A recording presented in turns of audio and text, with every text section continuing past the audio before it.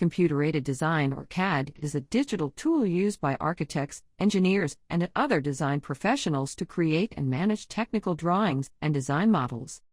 CAD software provides a user-friendly interface for creating and editing 2D or 3D designs and technical drawings, and it allows users to quickly modify designs, add annotations, and generate accurate and detailed technical drawings.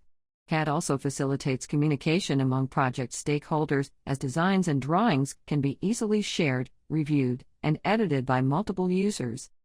Additionally, CAD enables the use of advanced tools and techniques, such as simulation and analysis, to optimize designs and improve their performance and efficiency.